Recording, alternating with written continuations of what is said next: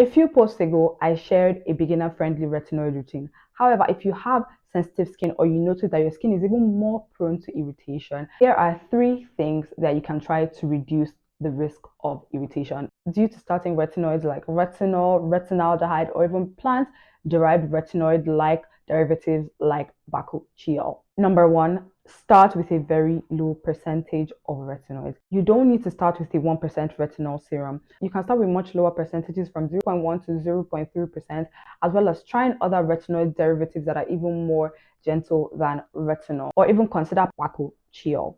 Number two, you can try short contact therapy. This involves cleansing your skin, applying the retinoid on your skin after cleansing when it is dry, leaving it for a few minutes, then washing it off and continuing with the rest of your routine. Number three, you can try the sandwich method. This is when you cleanse your skin, apply your toner essence if you would like, follow up with a moisturizer, then you follow up with your retinoid, and then another layer of moisturizer. Doing these three things will help you to reduce the risk of irritation even further. No, you don't have to do all three at once. You can pick one and go with it and see how it goes. I hope that you get to try one of these if you have sensitive skin, because retinoids are actually great for your skin health. However, if you have eczema prone skin or other skin conditions that are characterized by increased cell turnover like psoriasis, it is best for you to speak to your dermatologist in the first place.